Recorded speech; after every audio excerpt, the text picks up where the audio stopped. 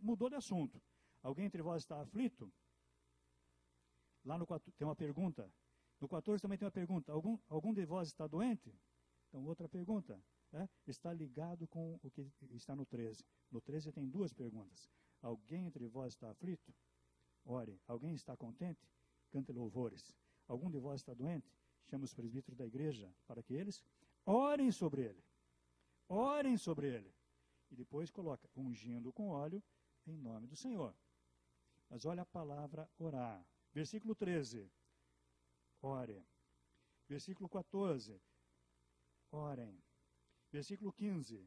A oração da fé salvará o doente. A oração da fé. E o Senhor levantará. Não é o óleo. Nem se fala mais do óleo. 16. Orai um pelos outros. Finalzinho do 16. A súplica de um justo. 17. Elias era humano e frágil como nós. Ele orou com insistência. No 18. Ele orou outra vez e o céu deu chuva. Meus irmãos, eu creio que não está difícil de perceber aqui qual é o tema principal desse texto. Qual é o tema principal desse texto? Oração. Se eu disser que aqui o destaque é unção com óleo, eu estou cometendo um erro gravíssimo de interpretação. Unção com óleo passou. Mas o tema realmente que temos aqui é a oração. Veja o que está ali no nosso texto ali. Deixa eu pular aqui alguma coisa para... Aparecem aquelas palavras ali, irmãos, nesta unidade. E esta unidade é reconhecidíssima por autores de várias naturezas. Por exemplo, o saudoso Isaltino Gomes, certamente muitos irmãos aqui conheceram, querido pastor Isaltino Gomes Coelho, né? Filho. Ele delimitou exatamente desta forma, versículo 13 a 18. Isso aqui é uma unidade. Tema principal, oração. Peguei um outro autor, vamos dizer assim, o inverso do Isaltino, que Isaltino Batista até debaixo d'água, né? Batista gosta de água, né? Até debaixo d'água. Do outro lado eu peguei assim alguém de uma outra linha, católico, teologia da libertação, que olha a Bíblia de uma forma como se fosse um livro qualquer até. Tanto um quanto o outro dizem, o tema central desse texto é oração. Só que um diz, é oração e Deus age por meio da oração. O outro vai dizer lá a utilização da oração como um meio mágico. Mas ele está vendo no texto oração. Então está claro que é oração. Olha lá, aparece nos versículos 13, 14, 17 e 18, parece que eu coloquei ali uma palavrinha grega que aparece lá, né? Proseukomai, que ela é traduzida por orar. Em 4 versículos. Psalo, cantar louvores, no versículo 13. Pastor Isaltino Gomes também defendeu aqui no livro dele sobre Tiago, vai defender que aqui também é uma oração. E ele tem razão, irmãos. Porque cantar louvores ao Senhor é uma oração ao Senhor. Então, ainda esta palavra que parece que não tinha nada a ver com oração, tem a ver com oração. Aí, outra palavra é o que? Oração, versículo 15. Elkomai, versículo 16, orar. 10, petição, súplica, oração. E, de novo, proseuche, oração, lá no versículo 17.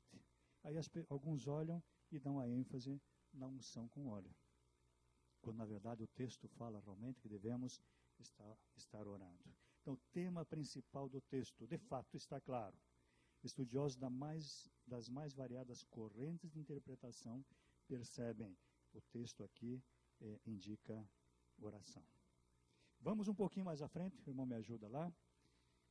Deixa eu ver o que eu tenho lá, que estou... Termos e expressões importantes em Tiago, aqui. Então, algumas palavras que só em 5,14, só em Tiago 5,14. Diz lá, está alguém, algumas, para entender, só este versículo também. Athenei, está doente. Esta palavra aqui, irmãos, aparece várias vezes no Novo Testamento. Está alguém entre vós doente? Chama os presbíteros da igreja, orem sobre ele e ungindo-o com óleo. Esta palavra aparece várias vezes e várias pessoas que estão doentes, como aparece esta palavra, são curadas no Novo Testamento, sem utilização de óleo nenhum. Então devemos lembrar disso. Por exemplo, tem um texto que vai, Lucas 4,40, que vai dizer: ao pôr do sol, todos os que tinham enfermos de diferentes moléstias traziam para Jesus, e ele os curava, impondo as mãos sobre cada um. Nem sempre também Jesus impôs as mãos. Jesus só dizia, só falava: fique limpo. Se o Senhor quiser, eu posso ficar limpo. Eu quero. Pronto. Acabou. Quem tem o poder, tem o poder. Não precisa fazer mais nada. E no Antigo Testamento também nós vemos pessoas que tinham poder, não precisava fazer ritual nenhum. Chega Naamã no portão da casa de Elias, e com lepra, e o Elias fez o quê? Mandou o general tomar banho no rio. Disse: eu vou para casa. Eu imaginei que ele chegaria aqui, invocaria o nome do Deus dele, faria um sinal em cima de mim, talvez me ungisse com óleo, passasse a mão no lugar da ferida, gritasse lá pelos poderes, não sei do que. E veio uma luz e eu vou para casa curado. O profeta disse: vá lá e toma banho no rio. Só isso. Nem viu a cara do profeta, irmãos. Ele estava com o poder de Deus. Não é o ritual. Como os apóstolos também tinham. Tem texto que diz, de Jesus emanava poder. Aquela mulher com o fluxo de sangue, ela tocou em Jesus. Jesus disse o quê? Alguém me tocou. Senti que saiu de mim virtude. Poder saiu de mim. Não é a roupa, não é o óleo, não, mas é o próprio Jesus. Aquilo impondo as mãos, então ele curava esses enfermos, é aquela palavra que eu falei ali, aphenei. Então é bom destacar aqui que Jesus curou aquelas pessoas que estavam doentes e foram levadas até ele, de acordo com Lucas 4,40, sem a utilização de unção com óleo. Na verdade, Jesus curou muitas pessoas sem nunca ter usado óleo. Não tem nenhum texto que diga que Jesus realmente usou óleo.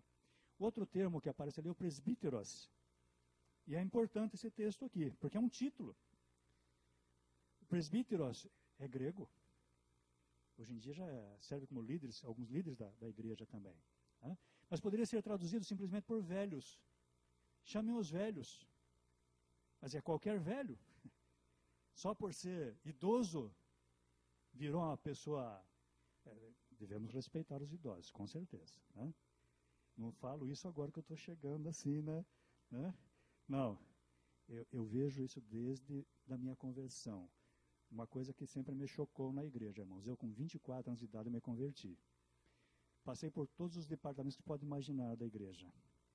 Tirando tesouraria, eu acho que eu passei por tudo. Diácono, inclusive. O único cargo que eu não consegui levar até o fim foi líder de juventude. Com 24, 25 anos de idade. Sempre vi que os idosos carregam a igreja nas costas. E sempre respeitei muito. Com 25 anos de idade, eu era professor da classe de adultos. De jovens eu não aguentava, não. Jovens, olhem com carinho isso. E passou tão rápido que agora eu já estou no lugar. Já estou indo para a terceira idade aí também. Isso acontece com a gente. Presbítero não é só por ser velho. Presbíteros da igreja.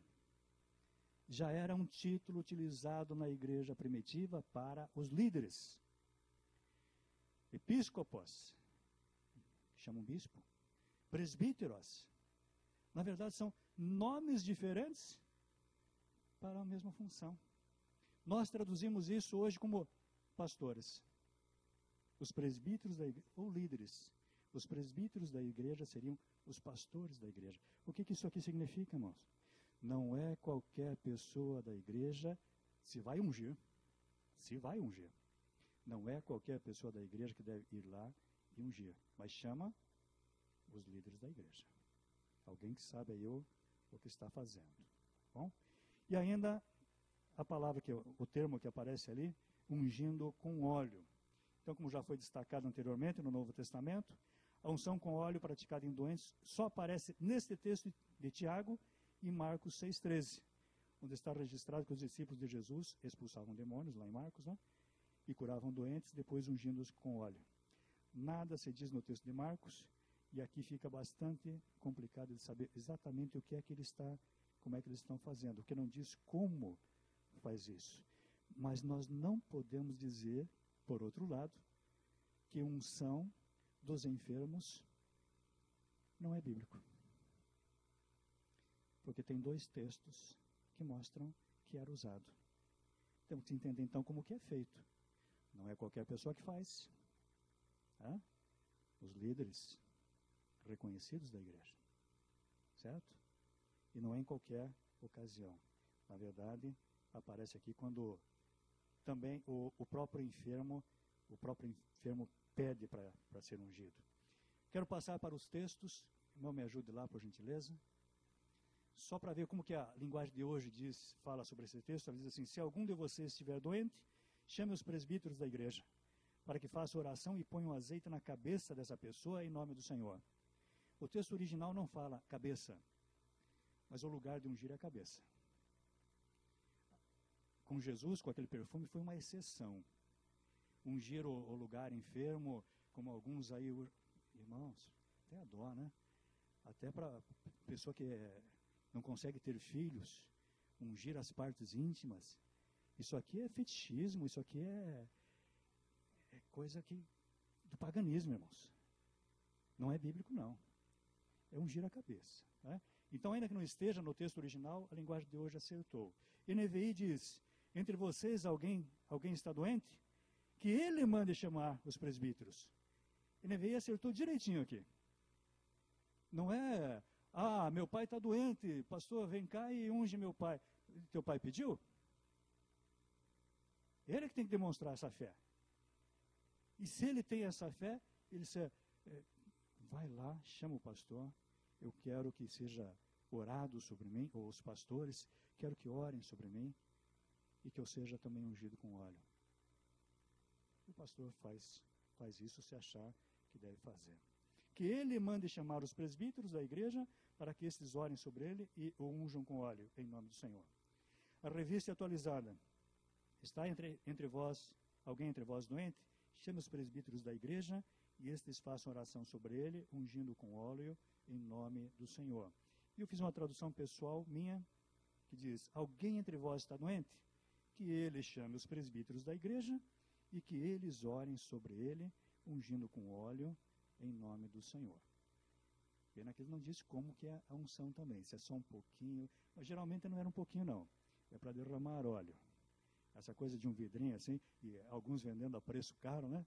Isso, charlatanismo, irmãos. Porque trouxe o óleo não sei de onde. Não é por aí. Não é por aí. Tá? Porque o óleo foi abençoado no monte, não sei o quê. Não é bíblico. Isso é superstição. Vamos ficar atentos aí. Quero concluir. Vou ali para algumas conclusões, o irmão me ajuda ali. O tema é difícil. E, em especial, o tema unção todo é difícil. Unção com óleo sobre os enfermos, então, nem se fala. Mas eu quero concluir destacando esses itens aqui, irmãos. Que os irmãos podem ler ali para ficar bem claro. Aí vamos para algumas perguntas. As pessoas que eram ungidas no Antigo Testamento, com fins religiosos, antes eram separadas ou escolhidas por Deus. Ou seja, a unção não transforma ninguém em rei, sacerdote ou profeta. Aqueles que Deus escolhia, de sua livre e espontânea vontade, recebiam unção, como destaque de que eram separados. Segundo ponto, o Novo Testamento, ainda que não vá contra, também não apresenta a igreja primitiva utilizando o ritual da unção com óleo para a consagração de seus líderes espirituais. Não tem nenhum texto na Bíblia. Então, se você vai usar, lembre disso. A Bíblia é a nossa única regra de conduta e fé. Não está lá. Presta atenção. 3. Não se pode negar que a unção com óleo era praticada em enfermos na época do Novo Testamento, ainda que não apareça no Antigo Testamento. pois além dela ser mencionada em Tiago 5,14, também aparece em Marcos 6,13. Então, era usado, mas não temos detalhes. 4. Em Marcos 6,13, a unção com óleo foi utilizada pelos apóstolos de Jesus em uma missão especial. Em Tiago 5, esta é uma função que pode ser exercida pelos presbíteros da igreja. Ou seja, nos dois textos não se encontra nenhuma abertura para a prática indiscriminada da unção com óleo por todo e qualquer cristão. Não temos base na Bíblia para isso, como tem acontecido. Tá? Como tem acontecido, eu sei. 5. Não há base no texto de Tiago para que se adote a prática da unção com óleo como obrigatória ou indispensável como acompanhamento da oração feita em favor dos enfermos, pois a ênfase do texto de Tiago 5, 13 a 18 não está na unção com óleo, que foi apenas mencionada de passagem, mas sim na oração, que domina toda a passagem, toda a perícope. O versículo 15 mostra que a oração da fé salvará o enfermo. E quem é que vai levantar o enfermo? E o Senhor o levantará. Não é o poder nem daquele que unge e nem do óleo. Nós não temos esse poder, irmãos.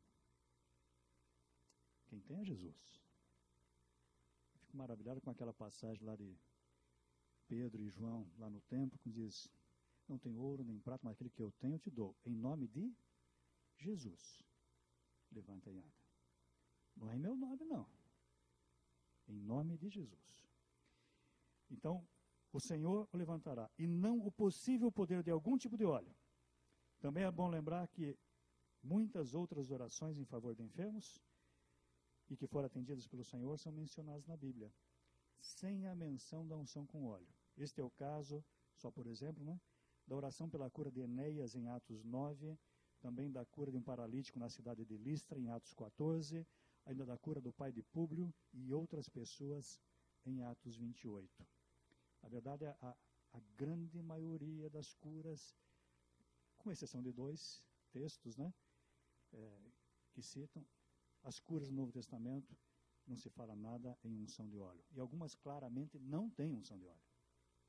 Com certeza. 6. Não se encontra base no texto de Tiago 5 para se afirmar que a unção com óleo em si mesma tem algum poder para a cura. Ao mesmo tempo, é possível de se encontrar base nele para dizer que a cura vem do Senhor pela oração da fé. Tiago 5,15. Assim, parece ser melhor entender o ato de ungir o enfermo como um importante sinal de separação para uma atenção especial. Como os objetos, lá no Antigo Testamento, foram separados para Deus, agora então coloca um óleo sobre ele. As pessoas foram separadas, o profeta, o sacerdote, o rei, foram separados por Deus, Deus mandou separar, agora coloca o óleo sobre eles para mostrar, essas pessoas estão separadas. O enfermo, Deus, em Tiago, então poderia estar indicando a mesma coisa. Amando de Deus, o enfermo é uma pessoa que foi separada para uma atenção especial, consagrado diante do Senhor, naquela situação de enfermidade. Mais do que isso nós não podemos ir, irmãos.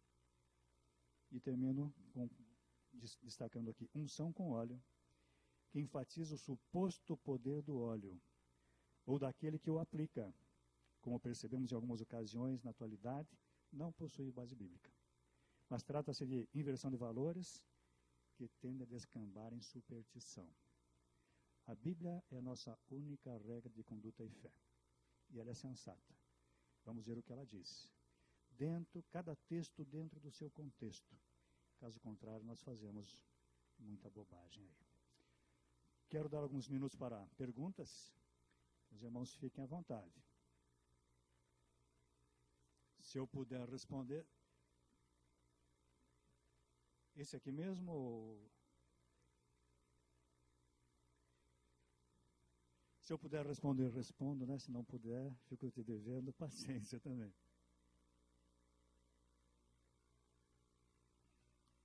Graças a Deus já aprendi a dizer, não sei.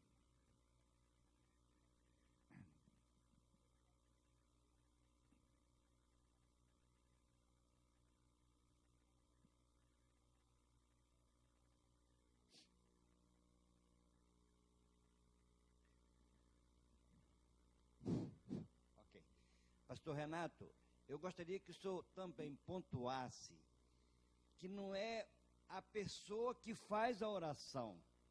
Porque muitas igrejas dizem, olha, eu vou lá na igreja tal, porque aquela oração do pastor tal é poderosa, ou a oração da irmã tal é poderosa. O senhor foi muito feliz, eu aprendi demais com o irmão. Mas pontue isso também, porque não é o óleo, o poder, não é a unção, e nem o orador, e sim Jesus. Muito obrigado. Obrigado, irmão. Me dá a oportunidade. Eu até pensei nisso, mas eu saí um pouquinho do tema que me pediram. Né? Mas eu costumo dizer na igreja, nós convidamos para oração, faço oração na frente, eu chamo o povo à frente todo culto, vamos orar, mas sempre destaco para eles, que não é a oração, o pastor, a oração do pastor. Ainda agora de manhã, conversando sobre esse assunto no café da manhã, estou hospedado na casa do meu cunhado e ele está sempre querendo saber mais da Bíblia também, quando estamos juntos, ele pergunta e mais pergunta, né? Eu ainda disse para ele, não é a nossa oração que é forte. Esse negócio de oração forte é meio... Até eu brinquei com ele, disse, soa meio como reza braba, né? Não é a nossa oração que é forte, nosso Deus é forte. Nosso Deus é todo-poderoso. É claro que aqui no texto de Tiago mesmo vai dizer, falando de Elias, muito podem ser os efeitos da oração do justo. É claro, isso sim. Mas na verdade quem responde a oração é que é o poderoso. Não é a minha oração. Né? Deus é todo-poderoso. Nós devemos nos achegar diante de Deus, irmãos, com humildade. Com humildade. Eu fico apavorado ao ver algumas coisas na televisão. Eu não aguento muito ver, não. Às vezes vejo um pedacinho só porque tem que ver. Né? Essa coisa de encostar Jesus na parede, de fazer Jesus. Já ouvi de pregadores na televisão falando, determinar. Pregadores dizendo, você tem que determinar. Eu termino a oração na igreja dizendo, Senhor, colocamos tudo isso diante do Senhor, mas que a tua vontade se cumpra. Porque a tua vontade é melhor do que a minha. Aos olhos de uma pessoa como essa que determina, vai dizer, esse pastor é incrédulo. Eu sou incrédulo. Porque eu desmonto todo quando eu digo, seja feita a tua vontade. Só que o meu mestre Jesus orou 3 vezes ao Senhor, no Getsemane, aí levanta no final e diz, Pai, contudo, seja feita a tua vontade. E quando ele nos deixa a oração, modelo, a oração do Pai Nosso, ele diz, seja feita a tua vontade. Então, eu também digo, seja feita a tua vontade, que é muito melhor do que a minha. Eu posso estar enganado, mas ele não se engana. Meu nobre pastor, eu fico pensando aqui, e eu tenho que fazer uma pergunta. Pode fazer, pastor. No meu 5 anos de evangelista, trabalhando em hospitais, visitando pessoas doentes, visitando pessoas em casa, fazendo evangelismo, fazendo visita na igreja. O que eu fico impressionado é que, geralmente, quando a pessoa está encalacrada de problema e não está indo à igreja, e a igreja vai visitar através daquelas pessoas designadas pelo pastor, e nós começamos a orar, pede oração, e no final ele disse, se o pastor estivesse aqui, eu confiava mais na oração. Eu já ouvi isso há 30 anos. Não é rir não, meu irmão, o negócio é sério. É sério. É muito sério. Eu já vi diácono, já trabalhei visitar diácono, enfermo, e nós fomos designados lá com um grupo de 3 pessoas para visitar, não foi 1, nem 2, nem 3, nem 4, nem 5, diácono. Disse, eu gostaria, os irmãos vieram me visitar. Eu sei que eu vou morrer, mas eu gostaria que meu pastor orasse por mim. Certo. Eu entendo. Então, a oração do pastor tem credibilidade perante a igreja em qualquer circunstância. Tem. Não é verdade? Com certeza. Agora, a oração maior é a oração da igreja. Ok. Obrigado, deixa eu tentar. E eu entendo perfeitamente a situação que o irmão passa, porque eu também passo isso.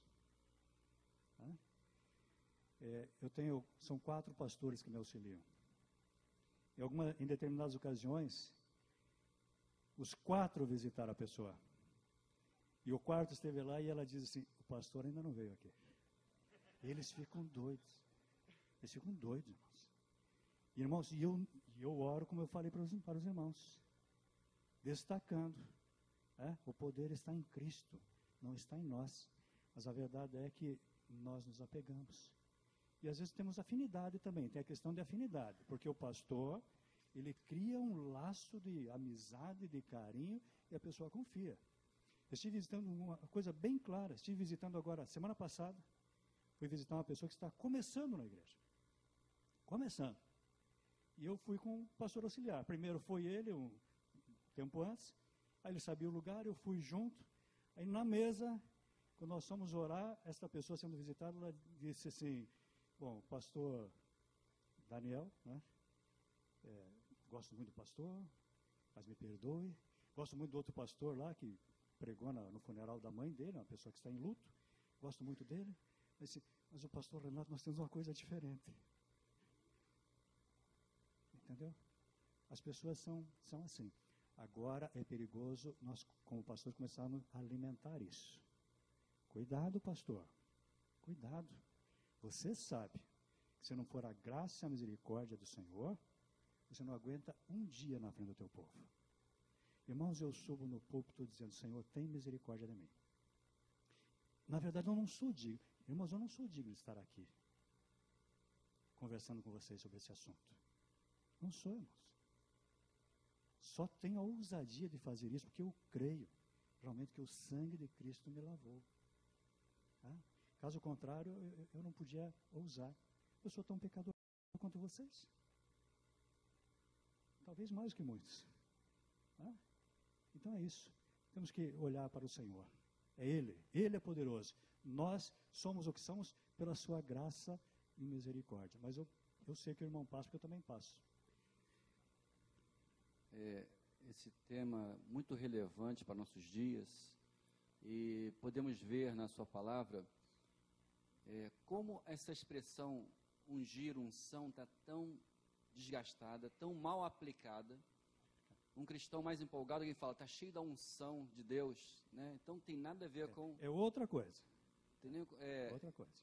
E até na música tem uma distorção, né? Tem aquela música, a unção de Deus chegou aqui, onde Deus está, o mal tem que sair, a unção de Deus... Quer dizer, tem nada a ver com a base bíblica nesse texto. Então, fazendo mau uso dessa expressão, unção e ungir.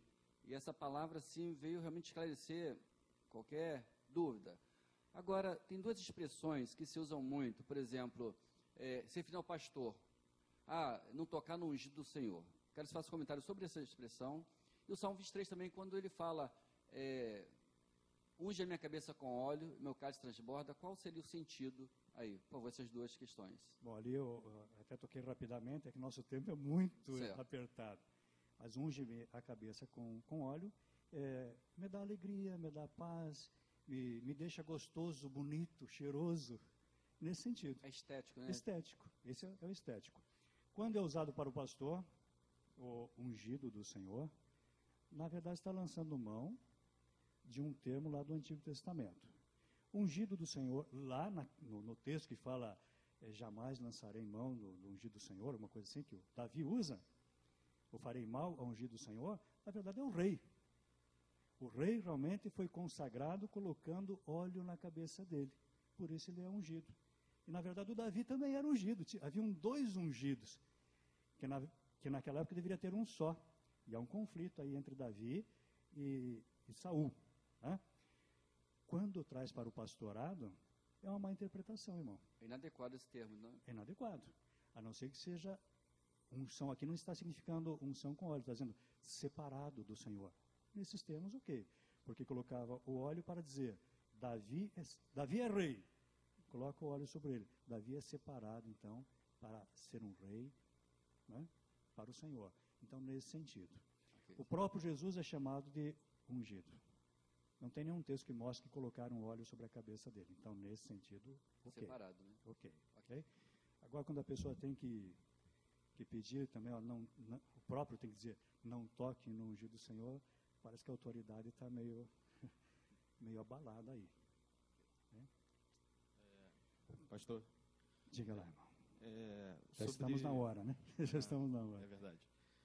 Sobre os dois aspectos que o senhor falou, que é com relação ao expulsar os demônios, que há a questão da unção também, que houve a questão naquele contexto específico, eu poderia entender que é um contexto extremamente específico, como, por exemplo, quando Jesus expulsou aquele demônio que os discípulos não conseguiram expulsar, e quando eles perguntaram a Jesus por que eles não conseguiram expulsar, Jesus respondeu que era uma questão da espécie do demônio em si, que era necessário que eles estivessem em jejum e oração para expulsar aquele demônio.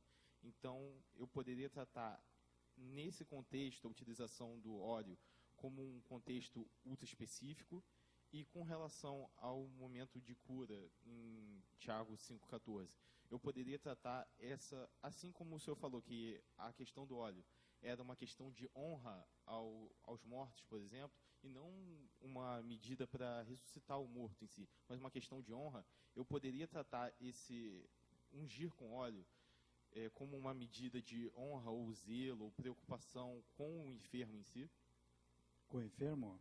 Com o enfermo em si. Por exemplo, dando um exemplo não necessariamente muito bom, quando alguém está enfermo, geralmente coloca-se a pessoa deitada, mas nem sempre, dependendo da enfermidade da pessoa, estar deitado vai facilitar a vida dela, vai facilitar o estado dela. E poderia ser simplesmente uma medida de zelo, de cuidado com... Bom, eu encerrei dizendo que seria mais uma medida, dizendo, estou separando ele para uma atenção especial, estou colocando ele diante de Deus, né, para os cuidados de Deus, estou consagrando ele de uma forma mais específica. O óleo era usado como para doenças também, e muitos querem colocar então aqui em Tiago, como dizendo assim, ora e toma o remédio, seria essa aplicação. Tá? Isso aqui na época do Novo Testamento sempre se orou e sempre tomou o remédio. Isso aqui é normal. A gente fica pensando, será que tinha médicos naquela época? Tinha muitos. Tem escritos de rabinos dizendo assim, os filhos dos sábios não devem morar em cidade que não tem médico. É impressionante que nós vemos sobre médicos lá. O médico que demora para atender, o médico que se faz de difícil, parece algumas coisas dos nossos dias também. Tiago não está falando do uso do óleo como remédio, porque seria estranho pedir um remédio só para todo e qualquer tipo de doença. Então é espiritual mesmo.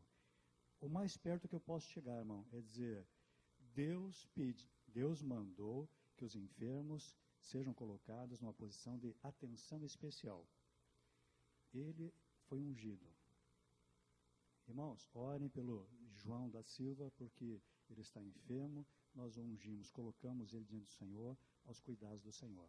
E toda a igreja lembra do João da Silva. Okay? Mais do que isso, eu não sei o que dizer. Amém? Não sei, espero que tenha ficado claro.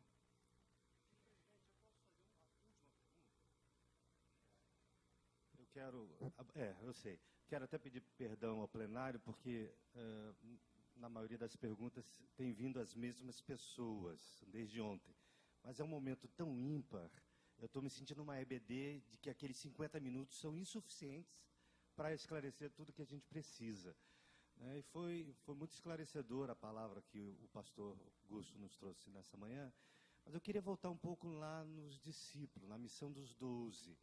Na realidade, a gente usa muita expressão, missão dos 12 apóstolos, quando na realidade, naquele momento, eles ainda não eram apóstolos, eles eram discípulos, e eram pessoas que estavam seguindo a Jesus para aprender com ele, porque foi para isso que Jesus os chamou. Então, na missão dos 12, eu gostaria que o pastor nos ajudasse nesta compreensão, de que eles foram colocados para praticar aquilo que eles estavam aprendendo de Jesus. Então, Jesus os manda para fora, para estarem sós, de 2 a 2, para colocar em prática o que aprendiam de Jesus. Logo em seguida, Jesus também manda 70, ou em algumas Bíblias 72, para fazerem também a mesma coisa.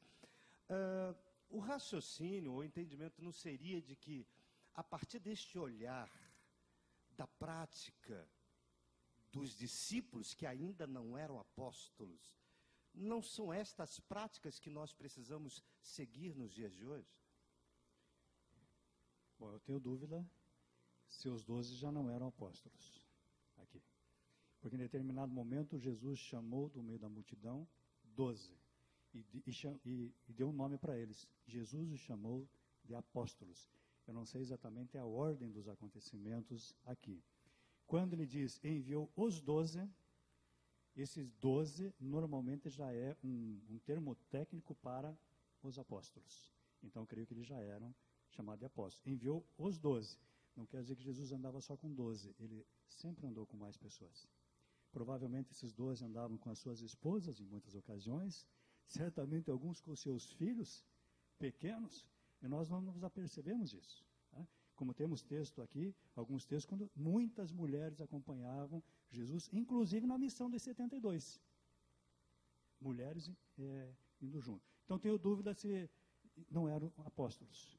Tá? Mas eles foram realmente praticar aquilo que Jesus tinha ensinado. Fazer o que Jesus ensinou. Jesus deu poder, autoridade para eles, né, e os enviou. É claro que nós sabemos que Jesus também nos dá autoridade. Temos a autoridade de cristãos. Às vezes nós nos enganamos um pouquinho, irmãos, é que é assunto para outra palestra, na verdade, sobre o sacerdócio de todos os crentes. Que nós nos achamos também em pé de igualdade, todo mundo. Né? E esquecemos que Israel tinha tu é nação santa e tal. No Antigo Testamento é todo Israel. Mas dentro do grupo de Israel, haviam algumas pessoas escolhidas para liderar o povo. No meio da igreja, todos são santos? Todos são santos. Todos têm o seu sacerdócio, o sacerdócio universal? Tem. Mas tem algumas pessoas que são escolhidas para pastores. Algumas pessoas são escolhidas para diáconos. Algumas pessoas são escolhidas para líder de escola bíblica. E tem a sua autoridade também. Espero que tenha te ajudado, meu irmão. Senão nós podemos conversar depois também. Pastor, muito obrigado. Foi muito boa.